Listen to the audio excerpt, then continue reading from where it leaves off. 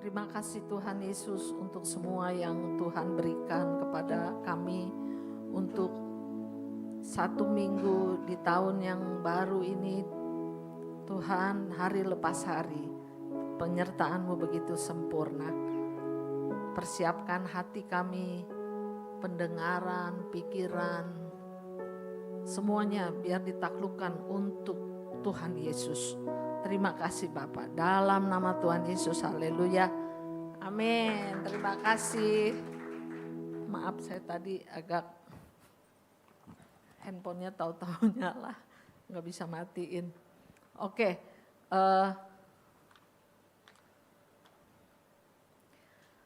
saya beri judul ini self control, artinya penguasaan diri. Sebelum saya masuk ke situ, ada satu artikel yang memberkati saya. Memang ini bilangnya anak-anak, tapi sangat applicable untuk kita. Judulnya Children Learn What They Live dari Dorothy Nolte. Anak-anak belajar dari lingkungannya. Bisa itu slide yang pertama ya. If children live with criticism, they learn to condemn. Jika anak dicela, ia akan belajar untuk menyalahkan. If children live with hostility, they learn to fight. Jika anak dimusuhi, dia akan belajar untuk menentang. If children live with fear, they learn to be apprehensive. Jika anak dihantui ketakutan, ia akan belajar untuk merasa cemas, berlebihan maksudnya ya. If children live with pity, they learn to feel sorry for them. Jika anak maunya dikasihani aja, ia akan belajar untuk meratapi nasibnya, seolah-olah dia yang paling malang di dunia ini. If children live with ridicule, they learn to be shy. Jika anak dikelilingi dengan olok-olok, ia akan belajar untuk pemalu yang bukan pemalu yang sangat tidak normal gitu ya. If children live with jealousy, they learn to feel envy. Jika anak dikitari dengan rasa cemburu, ia akan belajar untuk iri hati. Dikit-dikit iri, lihat yang lainnya.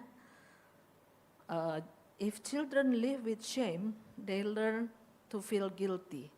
Jika anak dikitari dengan rasa malu, ia akan selalu merasa bersalah.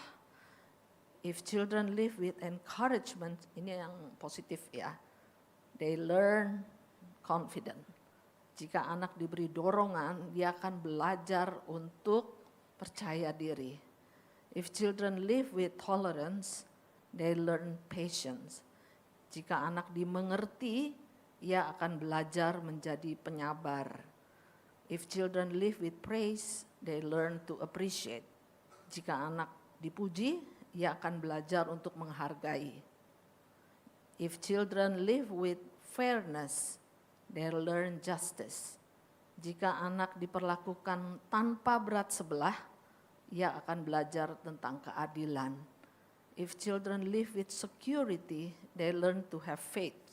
Jika anak merasa aman, ia akan belajar tentang iman, mempercayai orang sekitarnya. If children live with approval, they learn to like themselves. Jika anak tidak banyak dipermasalahkan, ia akan belajar untuk menyenangi dirinya sendiri. If children live with acceptance and friendship, they learn to find love in the world. Jika anak hidup dalam penerimaan dan persahabatan, ia akan belajar untuk menemukan kasih di dunia ini.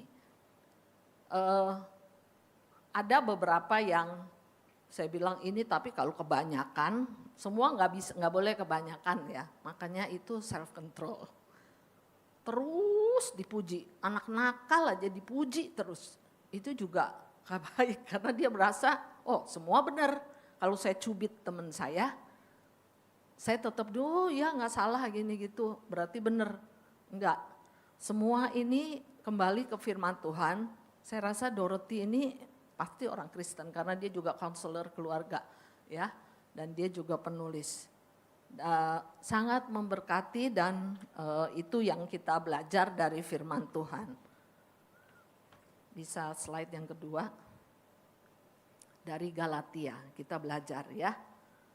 Tetapi buah roh adalah apa? Kasih, sukacita, kebaikan, kesetiaan, kesabaran, kemurahan, damai sejahtera, penguasaan diri, kelemah lembutan. Ada kata-kata tidak ada yang menentang hal-hal itu ya. Jadi salah satu aja itu penguasaan diri. Katanya sempurna amat ya. Anak Tuhan harus sesempurna begini. Kita terus belajar karena setiap hari kita akan diperhadapkan dengan permasalahan ya. Penguasaan diri ini lebih ke diri kita. Jadi kita enggak menyalahkan ini lingkungan begini sih, jadi saya tumbuh sebagai anak yang pemberontak gitu misalnya. Lingkungan begini semua salah orang lain, saya enggak ada salahnya ya. Bukan seperti itu. Tuhan minta kita terus belajar dari itu semua. Salah satunya adalah penguasaan diri. Susah ya, tapi bisa karena dengan pertolongan Tuhan. Slide yang ketiga, saya lihat-lihat gini. Kebanyakan ya, IQ-nya berapa IQ-nya? Albert Einstein gitu, wah IQ-nya gede, tinggi bener. IQ-nya jenius tuh, anak jenius, itu IQ. Tapi jarang yang bicara tentang kecerdasan emosional. Sangat bisa mengelola kecerdasan emosi ya. Maksudnya bukan gini, bukan dipendem gitu. Nih aku nggak marah nih ya, aku bisa menguasai diri ya. Tapi memendam kesalahan itu juga nggak bisa, itu namanya dendam ya. Slide-nya keempat, apa itu kecerdasan emosional? Adalah kemampuan seorang untuk memahami, menggunakan, mengelola emosi diri sendiri dan emosi orang lain, ya empati. Dan kemampuan untuk membina hubungan, ada yang nggak bisa membina hubungan, korslet terus ya, sama siapa aja korslet gitu. Kerjasama dengan orang lain, kecerdasan emosional penting untuk membangun hubungan yang kuat, mengambil keputusan yang bijak, dan menghadapi situasi yang sulit. Ini kan dari arah psikologi ya, tapi di dalam Tuhan memang semua ilmu pengetahuan diambil dari Alkitab. Ya, yang begini, ini kita bisa kalau lagi mood, nah aku lagi tenang, bisa dah. Tapi kalau kita banyak masalah, terus disuruh menguasai diri, gak bisa. Katanya udah marah, habis marah, lepas. Tapi orangnya lain yang kena dampaknya ya. Orang lain yang menjadi kecewa. Dan orang lain yang menjadi korban dari kita. Memang saya bergerak di bidang anak-anak, jadi maaf lagunya juga lagu anak-anak, tapi sangat applicable buat saya. Karena saya melihat juga diri sendiri, tiap kali kalau lagi kesel udah bludak aja. Harus retreat for a while. Coba di lagunya ditampilin, saya enggak suruh saudara berdiri nyanyi joget-joget, enggak. Tapi kata-katanya itu bagus. Coba Yafet yang Go Fish, yang ada gitarnya itu.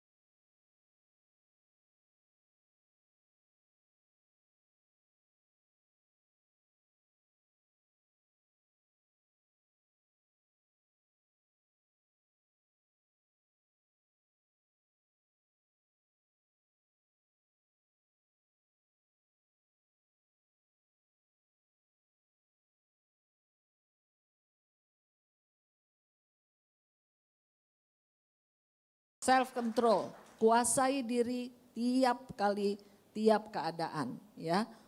Mungkin ini udah jamnya nih, ini giliran saya, diserobot orang, marah. Lagi naik motor, disalip orang, marah, hampir jatuh maksudnya. Atau lagi nyetir, disalip, malah kita yang jatuh. Wah, marah-marah itu biar ke sambal yang listrik gitu ya, atau apa. Itu penguasaan diri. Banyak sekali, bukan cuma di jalan raya, tapi juga dalam keadaan sehari-hari. Saya bilang tadi bukan memendam. Penguasaan diri bukan memendam. Ini saya nggak marah nih, tapi di sini udah ngebul. Bukan seperti itu. Tetapi kita kuasai pikiran kita, hati kita, tindakan kita untuk melakukan seperti yang Tuhan mau. Coba buka di 1 Korintus 9 ayat 25. Tiap-tiap orang yang turut mengambil bagian dalam pertandingan menguasai dirinya dalam segala hal. Ini pertandingan di dunia. Mereka berbuat demikian untuk memperoleh suatu mahkota yang fana. Tapi kita untuk memperoleh suatu mahkota yang abadi. Ngapain kita susah-susah menyangkal emosi, menyangkal kehendak, menyangkal semua itu kan susah ya. Itu enggak enak buat daging ya. Tapi Tuhan bilang, Paulus bilang di Korintus, tiap orang mengambil bagian dalam pertandingan di dunia ini banyak sekali pertandingan di dalam, bukan hanya pertandingan olahraga segala macam, tapi pertandingan dalam hidup ini ya. Saya lihat suatu bukan kesaksian di satu universitas. Ini dekan, nggak tahu dekan atau apanya. Dia kasih speech. Dia bilang, saya biasanya kan kalau yang lulus-lulus gitu ya. Wah lulus sarjana gitu ya. S1, S2, S3, S4 apa whatever ininya. Habis itu jadi orang hebat misalnya ya, padahal itu baru satu perjalanan masuk ke dalam masyarakat yang banyak sekali persaingan. Dekan ini bilang, saya berharap kalian gagal. Kalian merasakan yang namanya ditolak.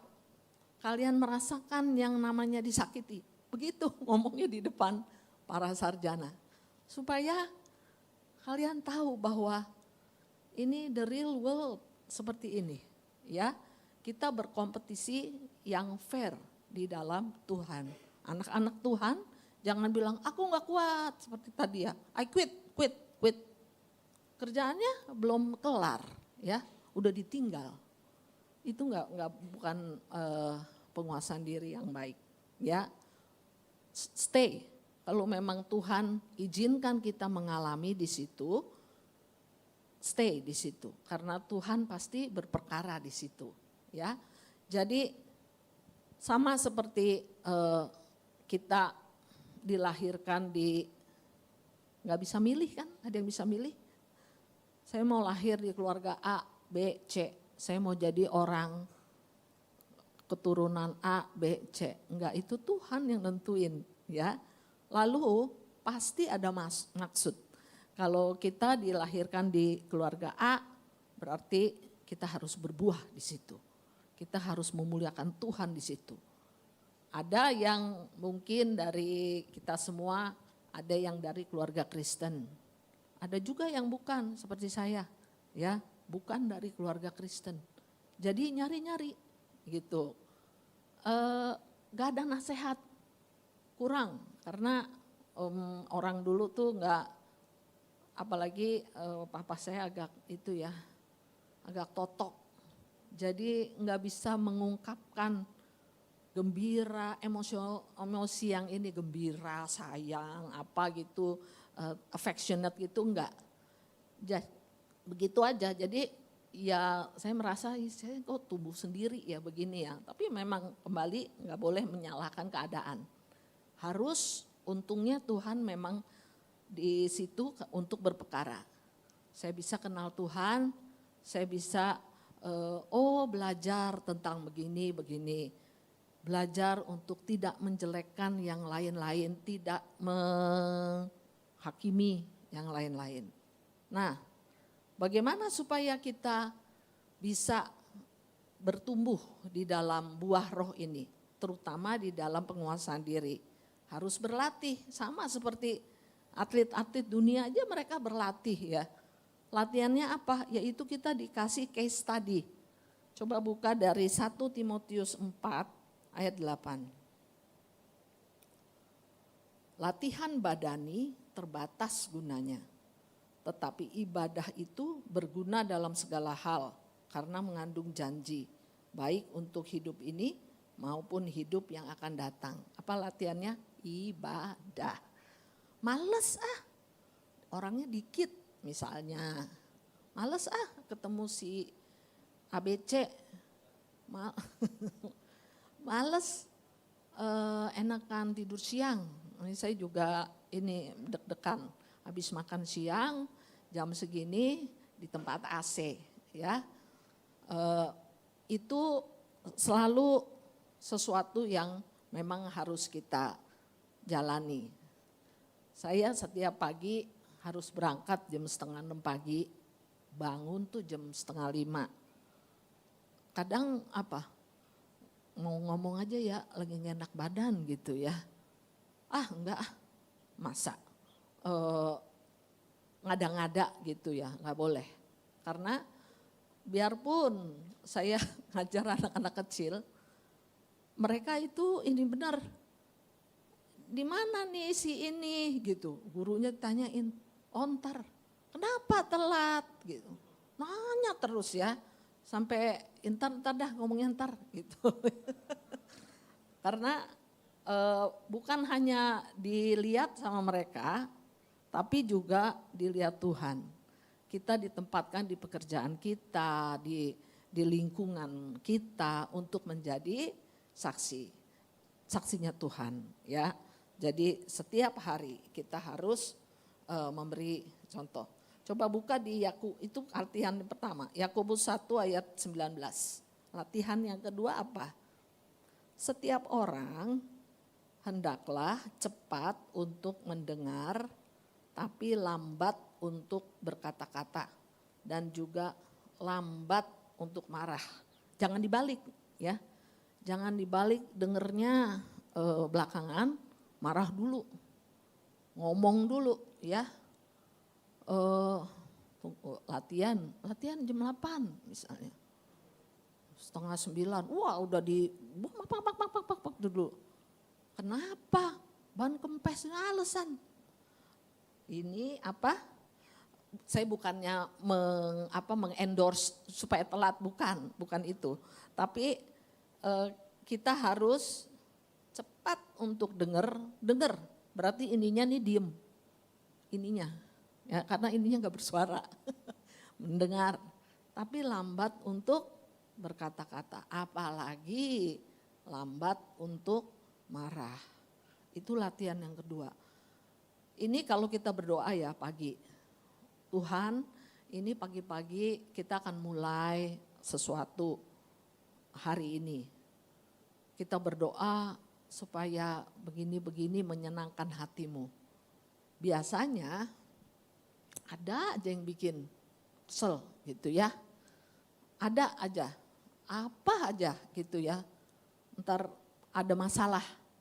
Tapi kita harus melatih untuk apa? Untuk menguasai diri kita, untuk tidak, bukan hanya untuk marah, untuk sakit hati. Kuasai diri kita, bebas dari itu. Untuk mendendam, bebas dari itu. Kuasai diri kita, itu yang susah ya. Menguasai pikiran kita sendiri, menguasai hati kita sendiri. Nah sedang begini pikirannya ada yang kemana, saya kan gak bisa lihat ya. Tuhan yang bisa lihat ya. Pikirannya lagi di mall, lagi di mana gitu. Ntar makan apa, atau ntar ketemu siapa gitu. Ya, ada satu kali kalau kita udah tahu posisi kita sendiri dan kedudukan misalnya. Terus ada yang ngomel-ngomelin. Saya pernah dituding-tuding, bahkan dibuangin mukanya dibuang. Ya, bagaimana ini kita? Nggak boleh disimpan, ya biarin aja.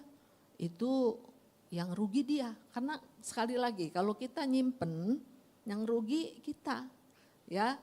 Menyimpan kekesalan, sakit hati, yang rugi kita.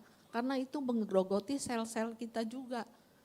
Kita nggak bisa damai sejahtera untuk berdoa, kita nggak bisa saat teduh dengan Tuhan, kita nggak bisa melakukan hal-hal positif yang lain. Karena gini, ngapain? Kalau itu sampah, buanglah. Jangan sampah disimpan. Kalau sampah disimpan nanti busuk. Kalau busuk bikin penyakit. Nah, jadi harus minta pertolongan Roh Kudus. Kan setiap hari kita berdoa. Jangan berdoa popcorn. Berdoa popcorn apa ya? Yang cepat. Dalam nama Yesus hari ini Tuhan berkati. Amin. Udah. Pagi-pagi kita bangun, kita berdoa, hari ini biar menyenangkan hatimu Tuhan. Sebelum tidur kita refleksi, hari ini saya udah melakukan apa ya? Apa yang membuat Tuhan itu sedih? Perlakuan apa? Kalau soal masalah, setiap kali ada masalah.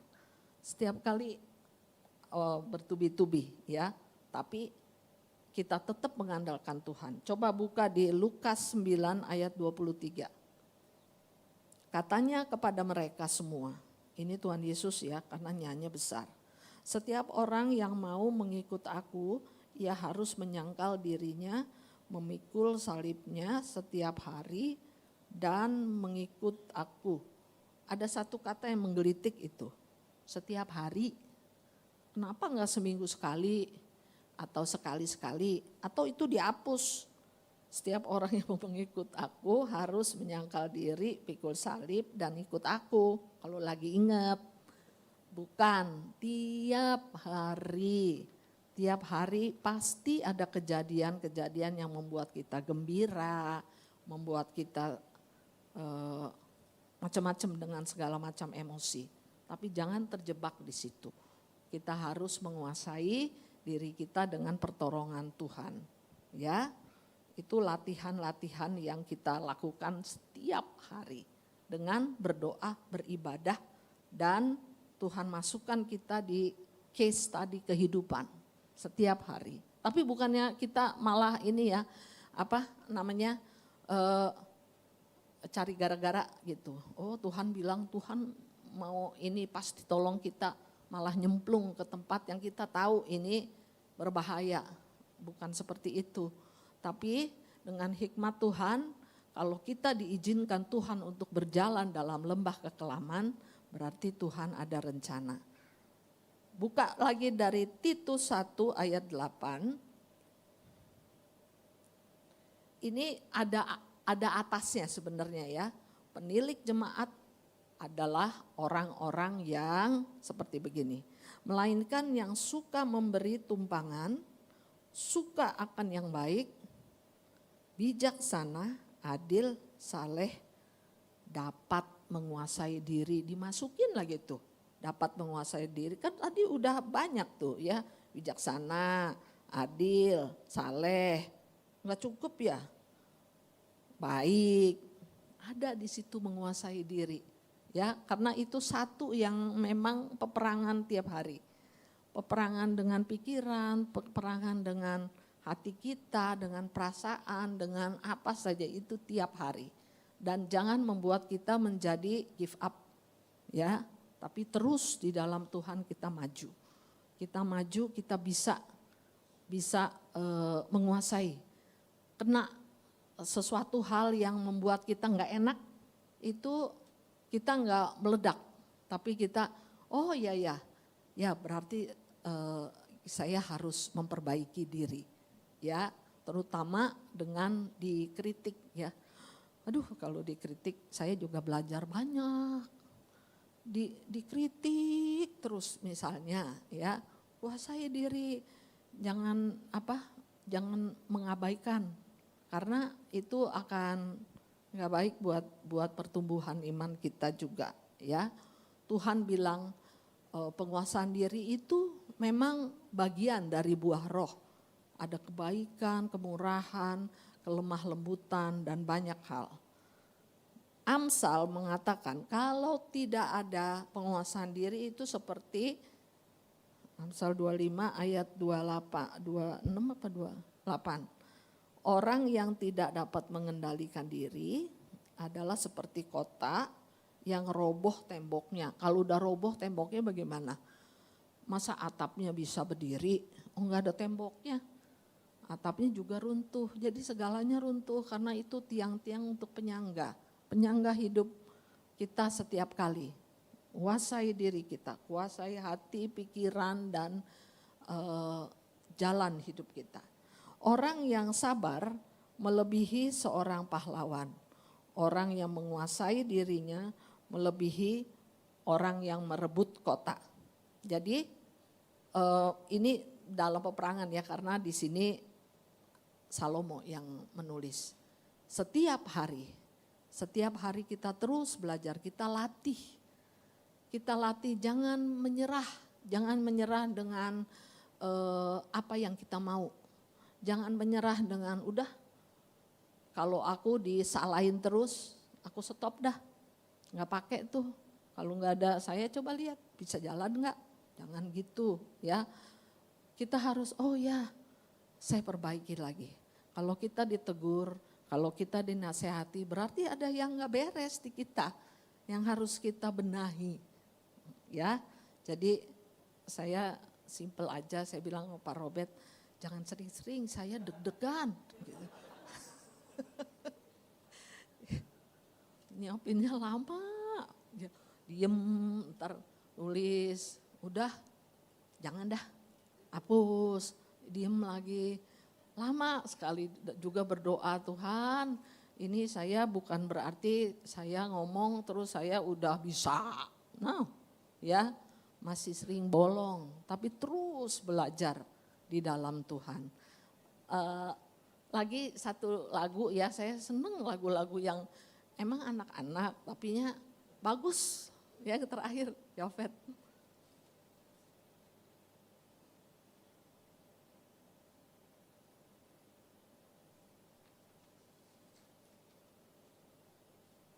Yang terakhir, lagu yang terakhir.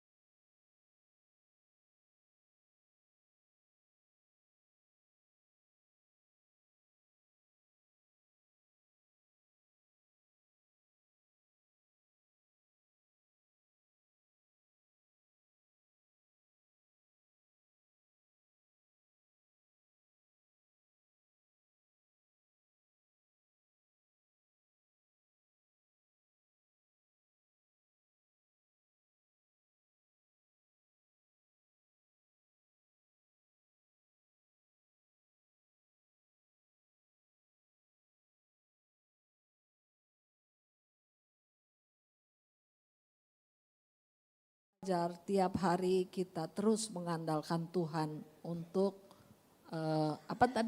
ibadah, baca Alkitab, biar tiap kali mengingatkan kita jangan terusin, stop sampai di sini, ya ada rem yang dari Tuhan. Mari kita berdoa. Terima kasih Tuhan Yesus, biar setiap kali kami bisa menawan pikiran, hati, semuanya seturut dengan kehendaknya Tuhan. Tiap hari kami boleh terus belajar mengandalkan Tuhan. Walaupun kami harus memikul salib, kami harus melewati lembah kekelaman, tetapi bersama Engkau pasti memberikan reward yang daripada Tuhan Yesus. Dalam nama Tuhan Yesus berkati anak-anak mudamu di sini menjadi anak-anak muda yang militan, yang berguna, yang mengabdi kepada Tuhan Yesus. Haleluya. Amin.